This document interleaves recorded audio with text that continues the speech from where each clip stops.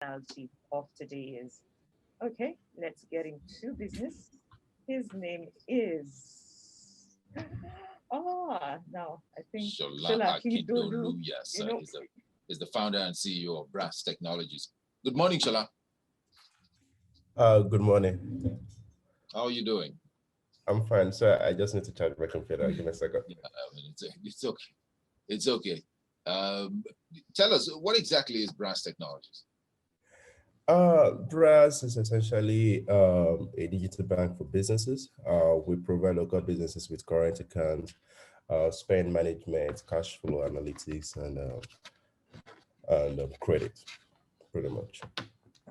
Okay. What's your background? What's your Uh, background? Have you always been in this space? yeah, I mean, I've always worked for the better part of the last decade. I've always been a product manager. So I have been a product guy for the last 8 to 8 years, pretty much. So I've been working in different part of tech, building for enterprises, consumer, and even financial services. Uh, Yeah. How yeah. long has Brass Technology been in existence? It's been about 6 months now. We currently serve a couple thousand businesses, 2,000 of them. Yeah. so tell us what exactly inspired Brass Technologies? What were you doing? Yeah. So what you find is that small, medium businesses in Nigeria are quite underserved. All right. So especially when it comes to financial services. For most people, like the focus has always been like to try to save individuals, but for businesses, what they get and what they should get is it's quite like miles apart. Businesses today just mainly get the regular bank accounts and just deposit, withdraw, transaction, and that is all.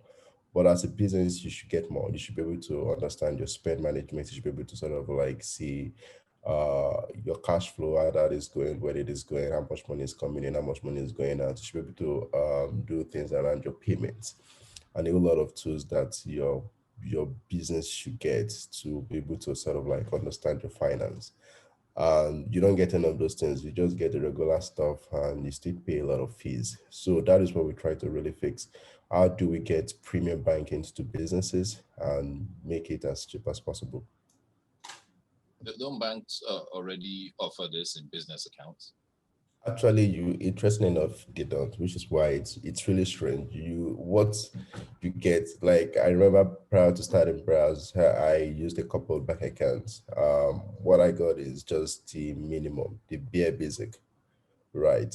What we give to businesses is a whole lot more. We give them cash flow analytics. No bank is giving that today. We give them spend management. We give them a lot of advanced payment services. People get as much as 10 million naira in 1 hour from us today in So terms don't of you credit. get scared? A lot of times having people run away with the funds you've given to them, how do you now ensure that you don't run at a loss? Because there's always this thing that, oh, can people be trusted when you loan them this money or you give them the cash advances?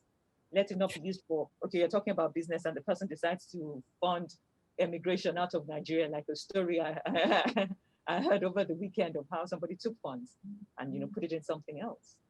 Yeah, that's a very interesting question. So, one of the things that makes businesses quite underserved by the banks is the fact that there is no proper investment in risk management, right? No one is investing in trying to understand businesses enough to want to be able to back them. The truth is there are really genuine businesses out there that need growth capital, right? There are actual real businesses that if you give 50 million naira, they will use it and they will grow their business 5x, 10x.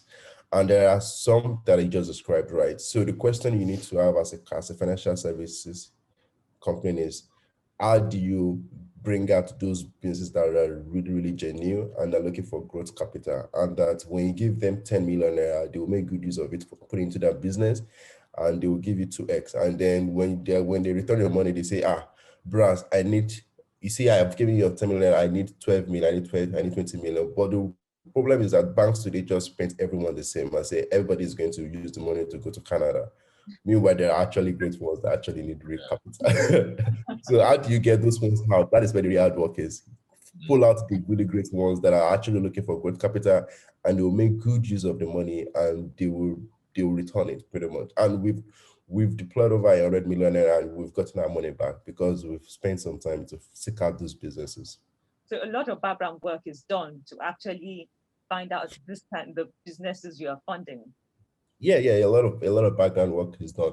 And I mean, for instance, we launched our cash flow analytics. We sort of like understand how your cash flow really works. So it's more like we invest a lot in money operation services, and we are doing a lot of work in cash flow analytics. So we are doing all these things, and at this point, we know that we can, over the next 3 months, 6 months, be able to deploy up to a 1 billion naira a month, and we get our money back. Things get interesting when you go outside and starting like 5 billion, 10 billion naira. That is when you now have to become more, the more capital you deploy, the more you get more careful and all of that. But at the stage we're in right now, we're doing pretty well. What exactly are you looking at when someone approaches you? What exactly gives you, ticks the boxes for you? I mean, we have to look at your business finance history. We have to look at what type of business you do. We have to look at what your plans are. So typically if we've been in business for 6 months right now. So the ones that have started from day one with us and we understand what they're doing, some are like in agency banking, remittance businesses. We understand that this person needs float. He needs 30 million naira over the weekend to be able to support this business. And then we give you the cash and then we get it back on Monday. It is very clear. We understand how the business works. You understand? So we looked at the cash flow, we looked at what the business does, and we looked at, I mean, it's a pretty easy decision when you look at some key pointers, right? Pretty much. And then you can say that this person can, or someone is actually, for instance, one of our customers that we gave about 20 million, they are in monthly rental business. So we know they need that money to go and to use to rent apartments so that they can, these people that do monthly rentals, right? So the guy came to us, took 20 million to go and rent apartment, furnish it, and then give it out to businesses. So it's actually like very clear. Do you understand? You've been talking about we're looking at 1 billion, we're looking at 10 billion, and calling all the numbers. So tell me, before you now started giving out before you get to giving these huge sums and where you are now, how did you start off? What was funding like? What were you giving to businesses? Was it 20,000 naira before you went on to the 1 million? How did it all start? Yeah, I mean, for the type of business that we are in, giving out 20,000 naira doesn't make anybody. It's not interesting. Like nobody cares about you. If you're a business and I come to you and say, "I'm giving you 20,000," I want to do what now? If I tell you I'm giving you 100,000 naira, you probably won't take me serious, right? So unlike consumer financing, right? Consumer financing, 10K it's okay. 20K is okay, but for business financing, things becomes interesting when you start giving out 1 million naira, 2 million naira. That is when things people start actually like paying attention to you. So and then you have to look out for the price of the credit, right? Because if you give somebody 10,000 naira and you're asking for 15K, they probably won't pay attention to the fact that you're asking them for 50% in interest. But if you give somebody 10 million naira, you can't be asking them for 15 million naira. People will look like, look, what is going on there? So for us, when it started, we took our time. We'll be working on this very privately. I've been working on this privately with my co-founder for about 2 years before we sort of even announced it. So it's something that it took a lot of work to get done behind the scene, to get all the pieces together. So after about 2 years of fine tuning and getting all the elements, all the partners and everyone together, then we announced and then we went live 6 months ago, and that has been it from this era. Tell us about the foundation story of Brass. How did it start? You mentioned your co-founder now. How did you meet? How did it start? What roles did he play? What roles did you play? So my co-founder used to be engineering manager at Paystack. He did that for like a year. We've been friends for about 7 years now. I've known him a long time ago. So he's very deep in engineering. While myself, I've been a product person. So it was more like I'm a product guy. He's an engineering guy. So we came together and say, hey, look, we can build financial services for businesses, and this is what it's going to look like. So we did a few experiments. We tinker around here and there. We launched a basic product out just to sort of like find out what the market really needs. Um, so we did that for roughly for about 2 years. We had our jobs. He was at Paystack, I was at my own company, and so we just kept testing ideas until we were sure about what we were trying to do. And then when we were sure, we went to raise venture capital money, and we launched the business. So while raising the funds, the people you met, what was it like? And how were you assessed? Sometimes they're like, are you guys are sure you can handle this? Are you sure you want us to put our money? What is the certainty that you will get our returns? Yeah. I mean, a lot of times when you're trying to do when you are starting out in a company, most people actually invest in the teams, not in the company, right? Because they look like, hey, look, um, we don't know what this is, we don't know what it's going to become, but we can trust that Shola and Emmanuel can pull this off. We can show that they can figure something out, right? So a lot of times it's all about at pre-seed and seed stage of every company, people invest in people, not in the company. So they look at you, they think you have the talent, you have the grit, and they know that if they give you $1 million, you will not go Yeah. and kill yourself. All right, we're going to take a break. Yes, sure. We'll take a break and we'll be right back. Don't forget, it's interactive. You can be a part of it at Classic FM 973 on Twitter. SMS is 33973 and WhatsApp is 0909217297. You can also visit the Nairametric page and the social media handles to log on via Zoom. We'll take a short break, midnight star with headlines, and we'll be back in a moment. On Business Half Hour. Oh, yes. We have Sola Akindolu with us here, and we're talking financing this morning. If you want to be a part of the show, send your questions to 33973. Tweet at us at Classic FM 973 with the hashtag Business Half Hour. And WhatsApp is 0909 All right, good to have you back, Shola. We're back on air now. Thank you very much. You fine? Yeah, Shola is founder and CEO of Brass Technologies. So I was looking at your support. Is it long term or short term? What support? What do you mean by support? Yeah, your financial support to some of these businesses. Is it long term, and how long? We support, so right now we support up to the time of the credit we give to people is about 6 months. I mean, but I just would like to point out that credit is not the only thing that we do. It's just one of the ways we support our Okay. businesses. That is like the cash flow support part. We also deliver you with money operation services. We give you current account number, we give you spend management, we give you debit cards, we give you payments, payroll, expense management, a whole lot of things, and we trade that for you for What about free. financial advice? Yeah, financial advice. You can call us. Somebody on the team is going to sit you down, have like 30 minutes conversation with you. So it's like a whole full, it's a full stack of financial services that we give to businesses pretty much. So it's all about, it's not just financing, but consultations as well. You can Yeah, yeah, actually. yeah. It's an entire stack. It's an entire stack for businesses. All right. So, you can't do this alone. You're not doing this alone with your partner, are you? You're not. It's No, not just both of you. So, what's no. your staff strength like, and what do you consider when you're actually recruiting? I mean, we're about 12, 13 and we're hiring. So we're actually looking for people to join us. So it's right now we hired about 6 to 7 people to come in to join the team. So we think by June we should be close to 25 people in the team. What are you looking for? So right now we're looking for people in business development, financial institutions. We are doing some work with some small banks and some microfinance banks. We are looking for salespeople that have experiences with banks, that have worked with the likes of Zenith and all of these other banks. We're looking for people operations because as the team is getting bigger, we need to sort of like have some HR in place. We are Yes. looking for financial operations people, accountant and stuff like that.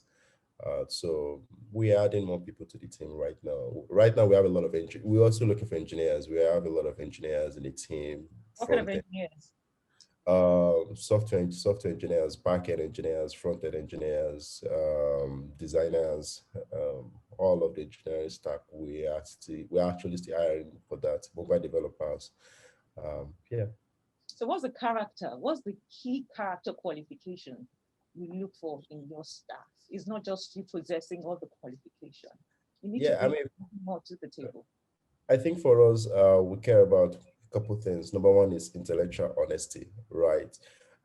For us, it is very critical. It is very critical for people to come in with intellectual honesty. What that means is that you need to be able to tell your team that you don't know. You understand? Nobody's going to kill you because you don't know. Like just let us know that this thing is getting out of hand. I need help so that somebody else can come in to support you. So we think that is missing a lot in a lot of organizations where people sort of like they try to cover up their inefficiencies or insufficiencies, and then it's sort of like it's gets to the entire business, and then things go wrong. And then before you know it, people start pushing blame. Say it's Ifeanyi, it's Shola, it's Bolaji. None of that, none of that, bras. If you don't know something, if something is, if you are sick, just tell us you are unavailable. Nobody is going to start monitoring you. Just tell us, hey guys, I won't be available at work for the next 2 days, and you go. You understand? But don't tell us that you are available and then we think you're available, you're not available. Just let us know. You understand? So we care so much about intellectual honesty. The other thing is that excellence. We require you to be very excellent at what you do, and then we require it. We need you to require it from others. When mediocrity is something that is very viral, when it is set in every part in a particular part of the organization, it reflects in other things, right? So you require you to sort of like do your best work, and then with people around you require it from them as well. With the type of business that we do, unfortunately for us, we can't be mediocre in anything, from technology, from financial, from customer support to sales. Everything needs to be up there because nobody is going to trust you with their money if they see that something is just shaky. So everything has to be like A plus, otherwise you have nothing. Clearly, it's not a bed of roses in your space. What Yeah. challenges do you face? I mean, for us, it is it's quite overwhelming, right? Just the size that we're in with what we have seen so far, it is overwhelming. You see some big money move around. You're like, this is actually a big deal. Like, this is no longer a child's play. Like, we're talking about hundreds of millions of naira. Like, it is no That's longer. the problem, Shola. It's That doesn't sound like a challenge to me. so sometimes you wake up, you're like, wow, this is a lot. So like it seems like a joke, but it's actually a lot of money moving around. So it gets quite overwhelming sometimes. So our biggest challenge is more around making sure that there's the pressure for you to get it right at all things that you do, because it's the scale, it's a lot of money. You have to be careful. You need to know what you're doing, right? So you are not afforded the chance to make mistakes. And of course, there are also the challenge around making sure that you walk around the regulatory, the whole things to make sure that you are in line and everything. There is a risk when you're doing some financing, of course, that you mentioned earlier, right? You need to make sure that you're financing the right businesses, you're giving support to the right people. You need to make sure that your customers are not into something fraudulent, there's no political risk.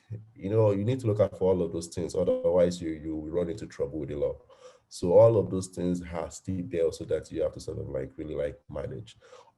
You have to make sure that your customers are not fraudulent, otherwise, so that you don't go to EFCC. A lot of things that you have to also you You have don't to go manage. So, easy.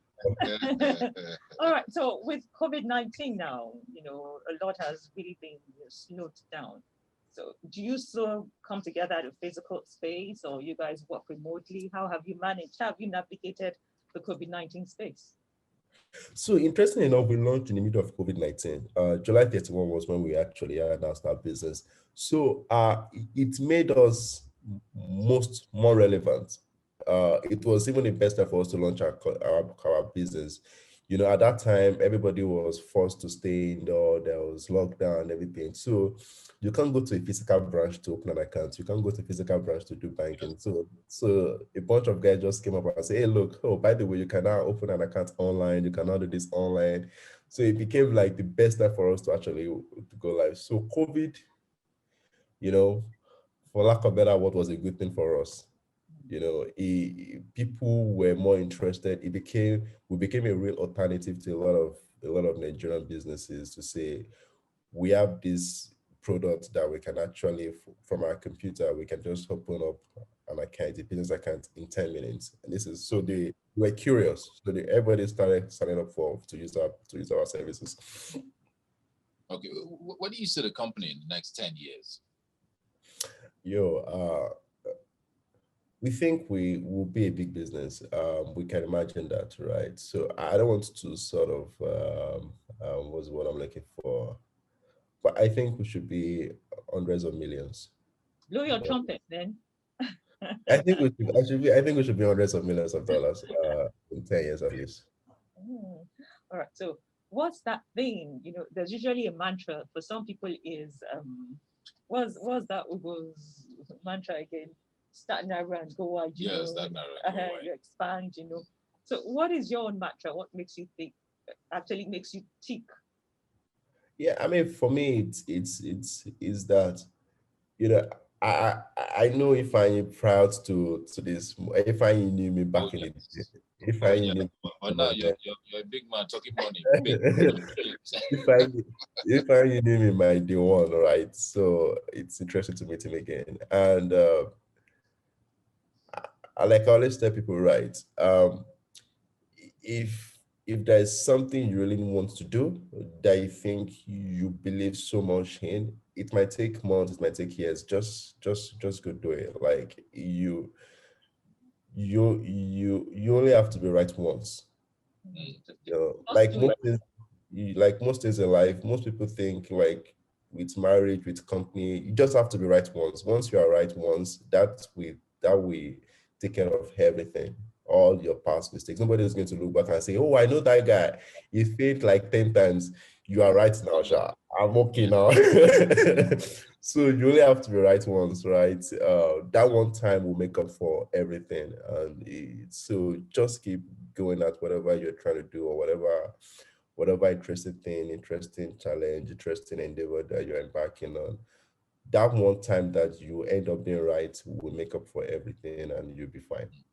All right, great stuff. Before we let you go, Shola, how does one contact you, just in case someone is listening right now wants to contact the company? Trybrass.com. That is the URL. And my surname is my username on Twitter.